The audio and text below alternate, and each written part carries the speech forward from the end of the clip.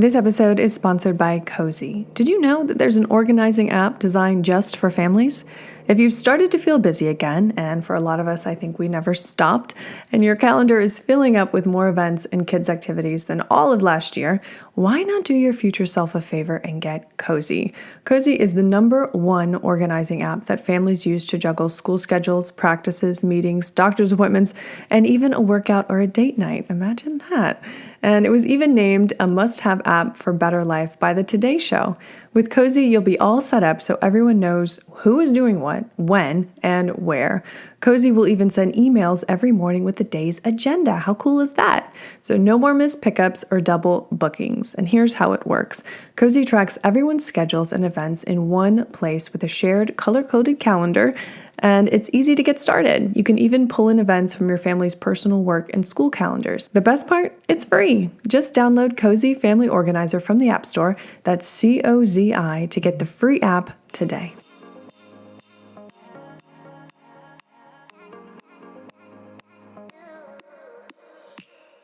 You are listening to the Motherhood Unstressed podcast, and I'm your host, Liz Carlisle. Thank you so much for tuning in. I am so glad that you're here, as always, and if you are a first-time listener, welcome. I'm so glad that you found the show, and this episode in particular, because I'm speaking with the brilliant writer and director, Amy Koppelman, and she's joining me to discuss her new film, A Mouthful of Air, which is based on her powerful novel of the same name. Now, that book came out about 20 years ago, and when it did, it was compared to such works as Carol Perkins Gilman's A Yellow Wallpaper and Sylvia Plath's The Bell Jar. And it's not only because it was so well written, but because the message within was so tragic and so real and so raw. I think it touched so many women, and it continues to do so today. And this new film that's coming out, starring Amanda Seyfried, is carrying that torch on, that message on.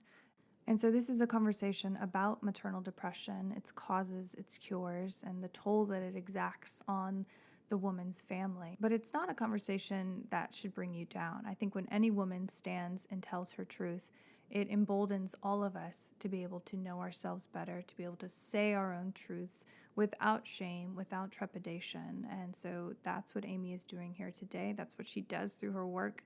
And I'm so grateful to have women like that on this show, speaking truth and uplifting all of us all across the world with that message. Now, the film comes out October 29th in select theaters only. It's not going to be on streaming, so get your girlfriends together and get out there and see this film. You know, it's not a fluff piece. It's going to make you feel something. It's going to get you at your core. But honestly, that's a good thing. That means you're growing and evolving. And if you're there with your girlfriends, it's that much more fun. So be sure to see the film. Until then, please enjoy this episode with Amy Koppelman. Well, hello, Amy. Welcome to the show. I'm so glad that you're here. Thank you so much for having me. Yeah, I'm going to jump right in. You know, your novel, A Mouthful of Air, came out in 2003. Why do you think a story like this is so important to share with each new generation of mothers? Oh, gosh, that's really a great question. No one's asked me that. I think that the world now, or women now, are more open to talking about how they're feeling. I think, because of social media, and there are women out there, like you do, you post and you talk about your vulnerability.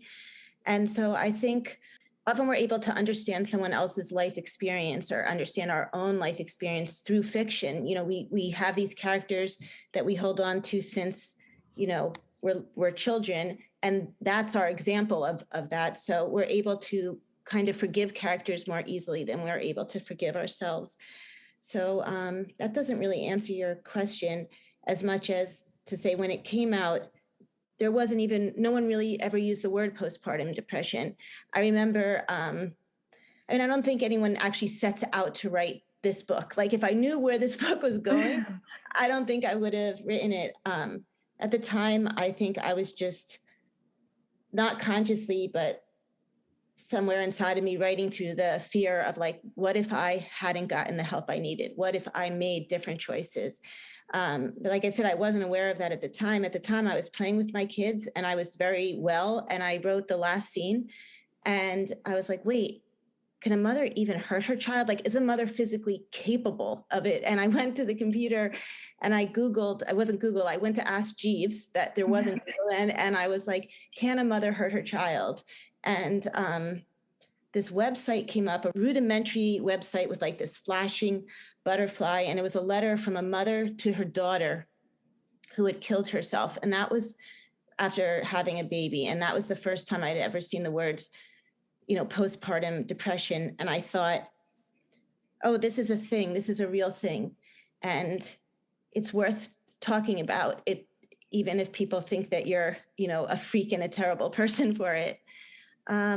And so to see, I was talking about my daughter earlier. My daughter sent me an Instagram post a couple months ago of a woman who was pregnant and talking about her perinatal depression. And she said, oh, Mom, I think this will be of interest to you. And the idea that she knew that this would be of interest to me, it somehow came across, whatever her algorithm was, it came to her that she should see this, and that she knows what this is, and she can talk to, when she gives birth, she'll be able to talk to her friends. That made me understand and feel more secure about the fact that people would want to read about this still. Yeah, absolutely. I mean, I think it's the longest answer ever to a question.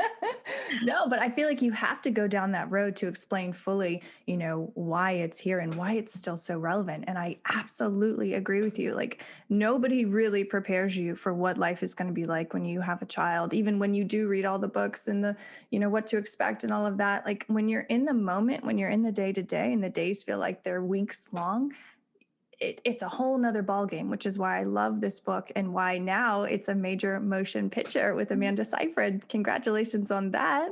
Can you take us through the premise of the film and Julie, the main character? Sure. And just to say something about what you just said, I realized a very simple way to say it the other day, which was, nobody tells you how scary it is to become a mom. You give birth and, you have this little baby that's looking at you, that you love, and you realize it's your whole entire responsibility to take care of this baby and to protect this baby. And I think often for women, we're so good at learning at a very young age how to smile to get out of a room, even if you have a happy childhood and you're not trying to get out of the room of your parents fighting. You get older and you start to know, like, if you're in a room alone with a man, where the door is so that you can back out with a smile. We're always backing out with a smile. And you have this child, and it forces you, whether you want to or not, have to actually confront things from your own childhood. All those mechanisms, all those versions of smiling that we use to protect ourselves, we don't have, because we look at this child and we remember ourselves as children, and we realize how little we were and how innocent we were and how none of it was really our fault. And so I think giving birth not only is physically, rough on a body and tiring, raising children and the things you just said, but it also is emotionally jarring. It jars us. So, and it's also the most wonderful thing in the world. So it's a very confusing thoughts. Yeah. As I said, I didn't know exactly what I was writing when I was writing, but I knew I wanted to write a book about shame. And I knew I wanted to write a book about a woman who sees all the beauty in the world, sees the little yellow flowers popping through the ice, the sound of her daughter's laughter, holding her son's hand, being with her husband, like sees it all the beauty. And yet it's the beauty that crushes her, like the fleeting beauty of knowing that, everyone you love, you're going to have to say goodbye to. And, all of us understand that. And I think for the depressed person, though, these feelings, the volume of them, you can't really adjust. And so that's all she's really thinking about. Am I going to hurt? I'm getting to your answer about the movie, like, am I going to be a good enough mom? Am I going to hurt my children? And because she's not well, she really believes that as much as she loves them and as beautiful as she thinks life is, that the best thing for her family is for her to live in a world without her. that's the best thing she could do for them. So I wasn't really ever thinking about making this into a movie because, like you said, it came out a really long time ago. And I thought people knew about this now. And like, this was great. People talked. And then I was driving down the West Side Highway in Manhattan, and I must have been listening to Doctor's Radio. And this woman called in and she said she was crying. She was alone in her house and everybody was out. And she was like, This episode is also sponsored by Kindred Bravely. Kindred Bravely came to life in 2015 by Deanne Akerson, a mom of two, when she couldn't find any comfortable and functional pajamas to wear.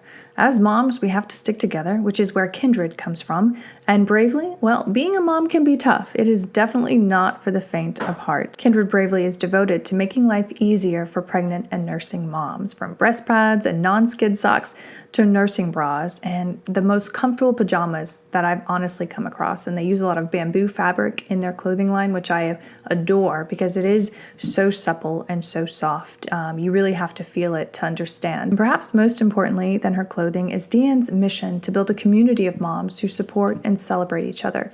In fact, behind the scenes, Kindred Bravely employs more than 24 work-at-home moms who share Deanne's mission and values. If you'd like to try out Kindred Bravely for yourself, be sure to use my code UNSTRESS20 to save 20% off your purchase at kindredbravely.com.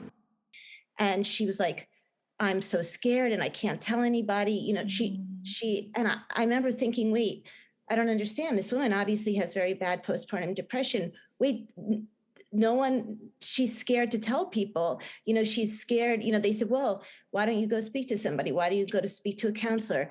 There's no counselors near me. Why don't you go to your church? Oh, I could never say that. Like I would. And so I realized that the shame that I was talking about earlier, and the question of what it means to be a good mom, even though it is 20 years later, is still relevant. And so that's when I decided to try to figure out how to make it a movie, because we watch TV and movies much more than we read books. Mm-hmm. Those become the characters that we identify with. Like everybody who watched Breaking Bad thought they understood what it was like to be a meth dealer. So,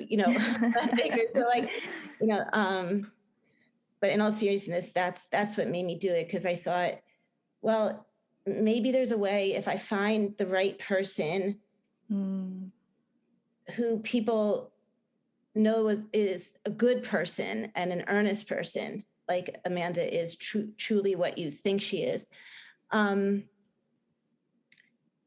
Somebody that you would always forgive, like that you would always have empathy for, that maybe I'd be able to tell this story in a way where people could see themselves or see their loved ones, and in some tiny, tiny, small way, maybe get to help some people know that they're not alone, and that they should ask for help. And it sounds so hokey, to say like, oh, you should just ask for help. But, I have a 25, almost 26-year-old now, and a 21-year-old daughter. And I never was suicidal with I never had like suicidal thoughts or anything when I had them. But before I had them, I was a very not well person for periods of time. And I just look at them and look at my husband, and I'm still just so grateful that I didn't make those choices, that somehow, somewhere in me, I knew this isn't right and I want to get better. And so if this movie could help other people do that, and understand that a lot of people are feeling this way, then maybe when they're out with their mom friends at the park, they won't be scared to say anything. Or maybe when somebody who's gone through this is at the supermarket and sees a woman who's alone there with a child, like, drop something and she looks scattershot, to say, hey, how are you? And like, just break, the thoughts and, look at the person. Yeah. I think part of motherhood for many women is this feeling of also becoming invisible. And so like, you're not only are you invisible because you're no longer working at your job, or maybe you are, but then you have to leave and you have this, you're also, your emotions have to be invisible because you feel so ashamed about them. Yeah. And it's so crazy to even like know that that is the reality. But like with writers and directors like you putting this work out into the world, you are healing massive amounts of women on a global scale in real time. Like, did you know when you were writing it, when you were involved in making the movie, that this was the impact that it was going to have, like global healing to the mothers? Well, I am hoping. I mean, it's an independent film. Like, we didn't make it for a lot of money, and we were really lucky to get to sell it to Sony, and they're putting it in 800 theaters. But I'm trying to figure out how to get people to know that that it's there and they can go to the movies. So I'm still not ready to think that it happened, that it got to people, but I think that's 800 communities I have a chance still to get to, because of people like you. Like, you can tell people, and then they'll know in your neighborhood or in your city, and maybe little by little, hand by hand, woman to woman, us moms will, pay it forward for other moms. And in the movie, I also really tried hard to show that Julie's husband is a prisoner in a way. He's a victim too. It was very important to me to show the collateral damage that suicide and depression that can have on a family. That is never the best thing for your family, even if you really are sure of it. You just shatter everyone, and that trickles down for generations. So I really tried to show how hard it is, though, to love somebody who's depressed, because you're always scared. You don't want to say the wrong thing. You don't want to do the wrong thing. You don't want to be the last person that, they say. And so it's hard for those people too. It's hard for the mother of the person. It's, and I think that all of that needs to still be talked about. And not just for mothers, for all people. Like, it's not exclusive to mothers. It's people in general who have depression, or who even just are very sad. Yeah. Yeah, it's interesting that this movie would come out now during, we're 18 months into this pandemic. Suicide, especially among young people, is at an all-time high, just based on, kids being home and separated. Do you feel like the timing is almost, I don't know, I don't want to say like God-given, but like there is a reason that this is coming out right now? You've already written the book, but now is the time that this is coming out? I sound so silly because I keep saying the same word. I just know I feel grateful that it's coming out. I don't think I mean, I haven't at all made it clear, like, how impossible it was to get the book published and the pushback. When I went to get the book published, I mean, it's really a 20-year-old book. It took years to get published because every single agent in New York City rejected me. I mean, it's true. I still see most of their names now, and I'm always just like, yep, I remember that. I remember that. And at the time, like I said, there wasn't really the internet. They were all self-addressed stamped envelopes. So like every time they would come back in the elevator with my husband, I'd be like, well, I don't even have to open it and throw it out, because no one is going to send that back if they actually want to sign you. And I remember speaking to this one woman. I actually remember her name, and she wrote me the nicest letter. And she's like, the reason I got into publishing is to tell stories like this. And then, but I can't publish this because it's too dark and there's no audience for it. And I remember this woman, Andrea Yates, she was really the first. She was on the cover of Time magazine for a horrible thing. She had killed her children. And that was when they first had postpartum depression on the cover of Time magazine. And this was like, a couple of years later. And I remember calling the same woman and saying, no, see, this is a real thing. Look, it's on the cover of Time magazine. It's tragic, but we need to tell people. Like, obviously, this is the worst, most exaggerated version of it, right? Like, this is psychosis. Doesn't happen to most people, thank goodness, but it does happen. Like, she needs to be a cautionary tale. And she said, yeah, you're 100% right. Now you will never get the book published. Wow. And I finally found this woman, Amy Rennert, in San Francisco, and she published she said, I'll be your agent.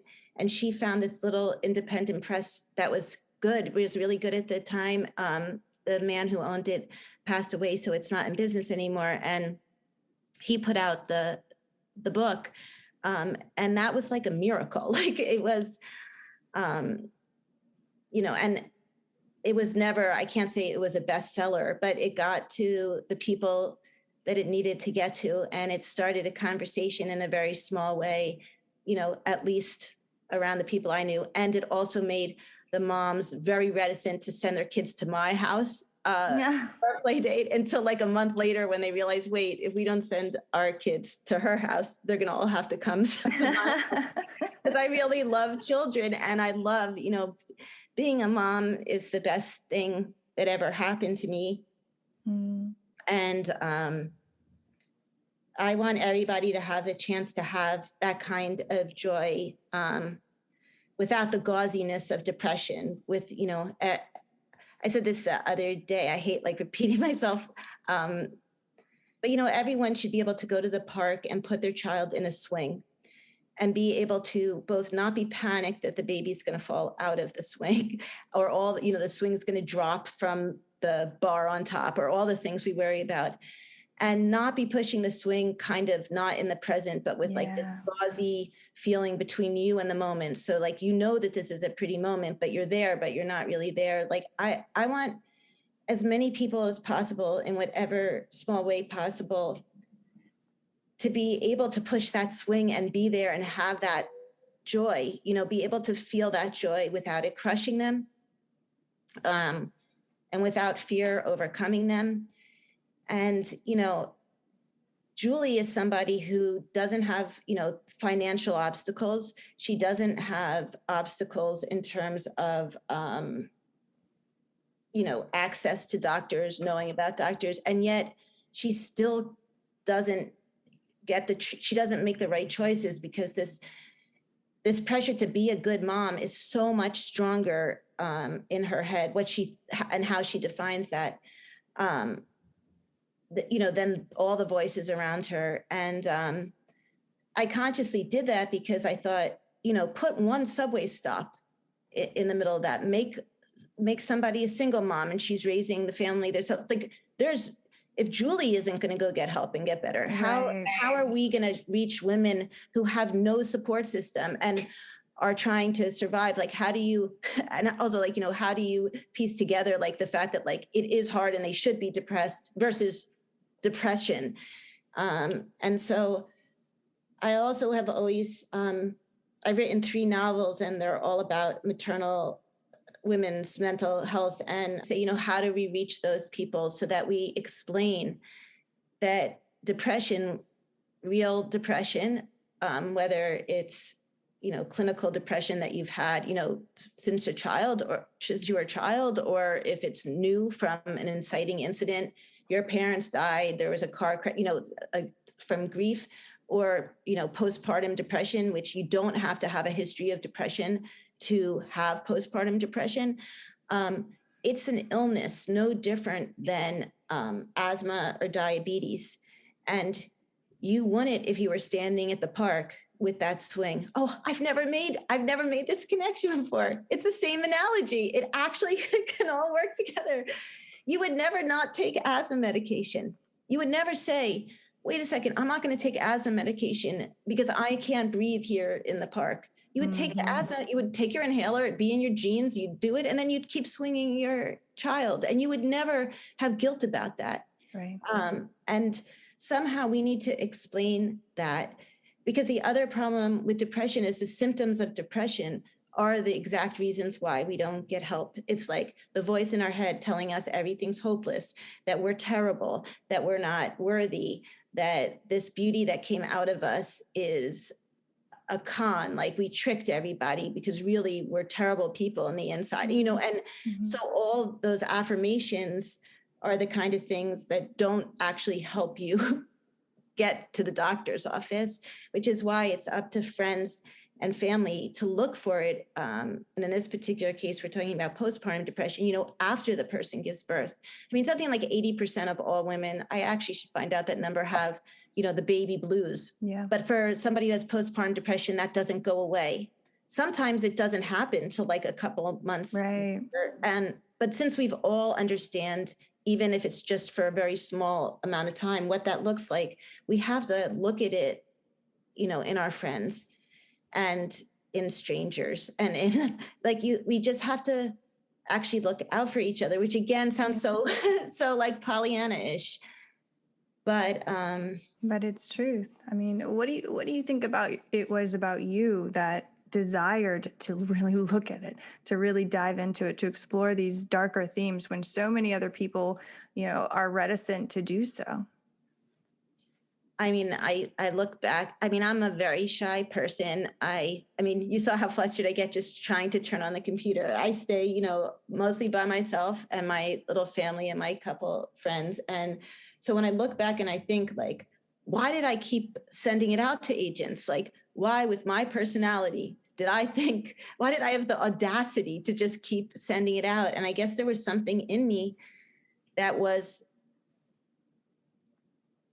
I guess because for me, reading and characters were so important to my survival and my understanding that I wasn't alone in the world. Like, when you're reading and you have a moment and you read a sentence or a paragraph and the author or the character, is talking through the character and puts into words these feelings that you have that you might not even know you have, or you have and have never been able to articulate, and you make that connection. It's like, it just makes you feel not, understood, or, that scene thing again. Even if you're alone with a book and no one else is there, you go somewhere out there, somebody understands this. And so I guess that idea that like maybe somewhere I will get this story to somebody else who needs it, so that they get the help that they need. If it's only one person ever, that will be worth it.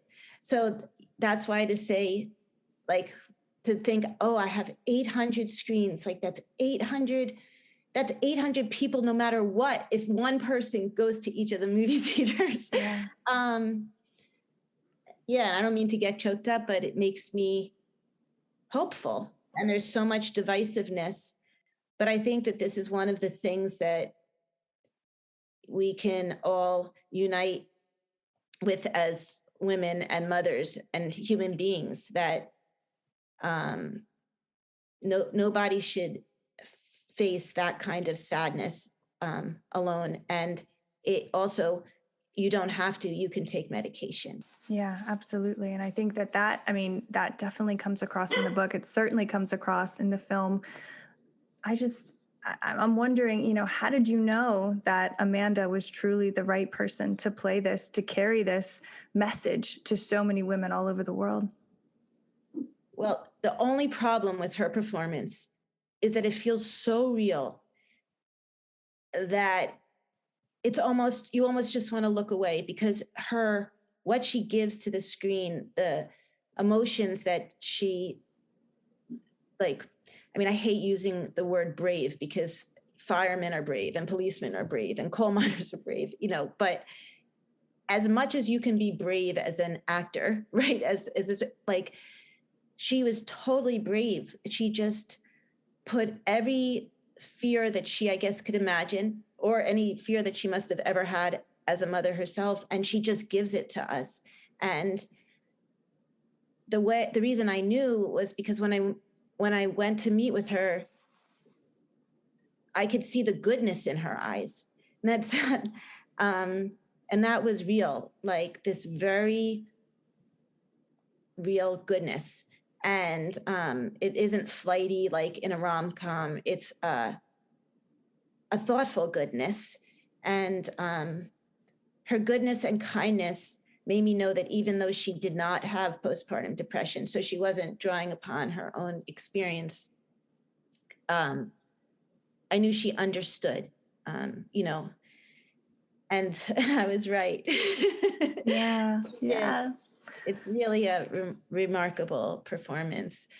And we shot it in 21 days. Wow. And she didn't get paid. And, we had a $2 million budget, which is so much money, but like not a lot of money at all to make a movie in New York City.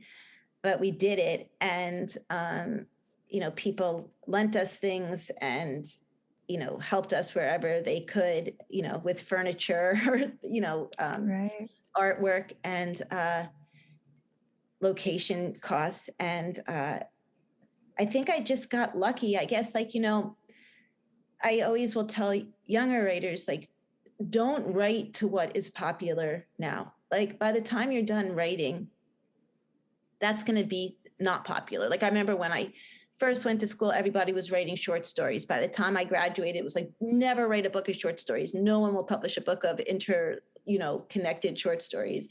And if you're writing stuff like this, right? If it's not genre, like if you're not writing a mystery novel or a period or, novel, and you're just trying to write to the truth, whatever that is, just keep on writing that. And eventually time will catch up with you. But either way, even if it doesn't catch up with you, you'll know that you did something good. And so I've just been doing what I do. And, sometimes I would just feel like, why? It's my last book, Hesitation Wounds, was rejected by like 52 places. And that was after a movie came out of another book. I was just like, why do I keep doing this? But I guess when I sit down in the room and I just picture the person that I'm writing to, and we're like having this 20-year conversation.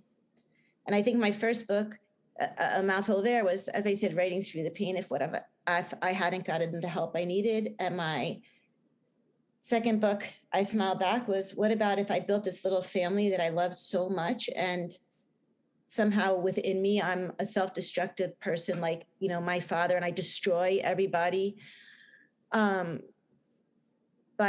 doing terrible things. And what did they inherit from me? What bad things did you, and through those fears. And then I think my last book was like, what permission do you need? It's about like a psychiatrist who helps treatment resistant patients. She does electroshock therapy, but her brother had died when she was young. And, what permission do we need to, as women in particular, give ourselves to be happy? To why do we feel that we have to pay for joy, that we're not really deserving of it? And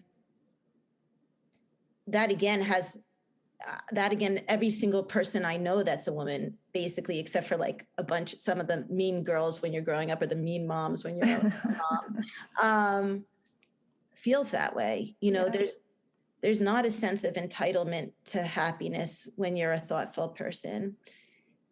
And I don't think it's like that for men. I don't think that they feel not worthy.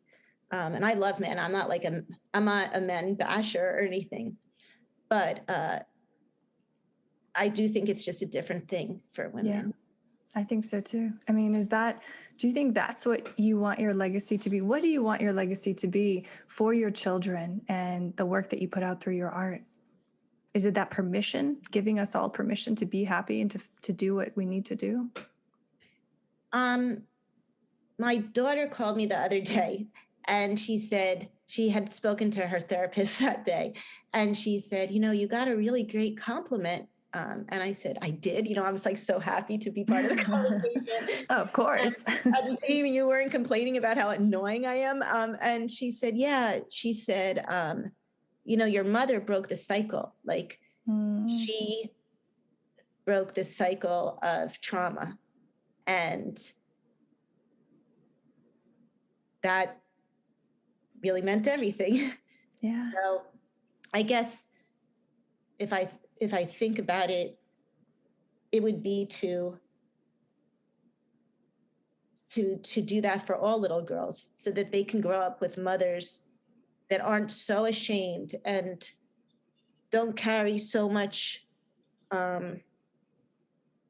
disproportionate responsibility in them, that they grow up with that instead they grow up with strong mothers who are present and are able to say, no, you can be whatever you want to be. You can be strong. And then one day when they give birth, that mother's going to know, like, I'm going to look at my daughter. Oh, wait, she's great. Oh, wait, no, you know what? Maybe she's not so great. Maybe I'm going to go, come over more, FaceTime more. Like, that's a great thing. You can check in. And so I guess that's the answer. If in some tiny way, I was able to help some people realize that they need to stay here and not slip away. And if in some small, tiny way, I'm able to help people break the cycle, whatever that cycle is that they've inherited, that would feel like all the rejections were worth it. Oh my God, what a beautiful answer. Oh my God, I love it. Okay, it's hard to follow that. With everything that you have learned and experienced and studied, what do you want the woman listening to this talk to really take home, to remember? Well, again, I don't mean to be a broken record, and it sounds so hokey, and simple, but it's actually one of the hardest things for any of us to do, particularly moms, is to ask for help. There has to be somebody that when you look at them, you catch a glimpse of them and understand that they're doing the same pretending dance that you're doing. You know it, like, you know who you can reach out to. Reach out to them. Reach out to, somebody in, where you worship. Reach out to somebody in your mommy's group. Reach out to somebody that, maybe is part of an internet group that you don't know them, but you know them virtually. And, just admit that you're just feeling deeply, deeply sad. And that is the first and most important thing, because once you say the words that you are feeling, how sad you're feeling, and you see that they don't, make the sky fall in, that in and of itself becomes a victory. When you're depressed, you have to hold on to every little, morsel of feeling like a victory. And that in and of itself can sustain you to the next step of then going to get help. And, make sure you ask a friend or a family member to bring you if you're feeling the kind of depression where you just can't really function and you're lethargic, because you'll cancel your appointment and you won't go. That's another good thing. You could probably do it on Zoom now. But and then if you see a therapist and you've talked to the therapist and the therapist prescribes you medication, do not think that you will have to be on that medication for your entire life. If you have postpartum depression, you can get treated, and the way the medicine will work, if it's just this one incident, is you'll take it for a period of time and then you'll go off of it. And it's no different than if you had to take any medicine for an illness. If you're somebody who, after going to therapy and talking about your history, the doctor or therapist realizes this is your third bout of depression. This is postpartum depression, but you've had other periods of depression before. Maybe you'll stay on the medication. But all the things that people tell you about medication, all the bad things, are not true. I remember before I started taking medication, and that was 18 years ago, so it was much different then. People would be like, oh, you can't take medication. You're never going to write. You'll never be creative. If you take medication, it numbs you. And that's not the truth. What medication does is make you be able to feel. It's not like taking Xanax or drinking wine or even getting high. It doesn't take you out of yourself. It makes you be able to feel like your actual self again. And it makes everything kind of go from,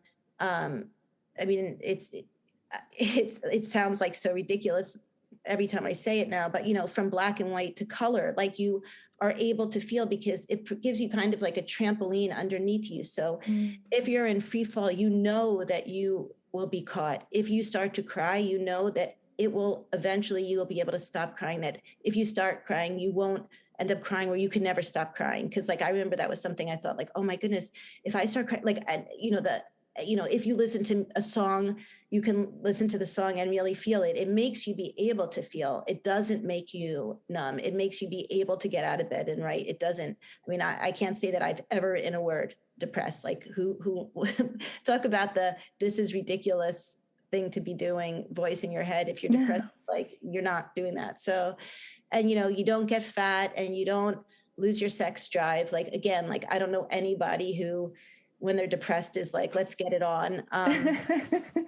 But I should probably use a different phrase because it's a bad Jersey accent. No, that's what they're going to remember though. Yeah, it's like my bad Jersey accent, like on, like that's the word you could use if you're me. But and most importantly, it's going to keep you alive until you can catch up with yourself. And so, give yourself permission. There are so many places that you can reach out to online. Postpartum Support International has locations, all over the country, people that you can call, hotlines, recommendations of where to go. So, if you don't want to reach out to somebody that within your community because you're scared, then reach out to them. Go online and reach out to somebody that is there to answer, like not into the void of being online, but like to an actual person. And I know somebody will help you. The thing that I know now that I didn't know then is that Julie misses so much. She misses the chance, the joy to get to see her children grow up, the joy of, getting her daughter to call her and be like, oh my God, you're so annoying. Right. Every ballet recital, every memory, she wasn't there for them. And I'm able to show that in the movie, different than the book because of time. Like I had the time to see that, but I just think she missed so much. And like, if you're listening, don't do that. Don't miss so much. Like, just stay in it for them. They'll really appreciate it. I love that. Amy Koppelman, you are not only breaking the cycle in your own ancestry line, I think you're doing it for so many other women and their families. So from the bottom of my heart, thank you for the work that you're doing. Thank you for A Mouthful of Air and all the work that you're going to continue to do that we haven't even seen yet. Yep, thank you. Thank you for having me and helping me let people know that it exists. You have been listening to the Motherhood Unstressed podcast. Please be sure to rate, review, and subscribe to this podcast.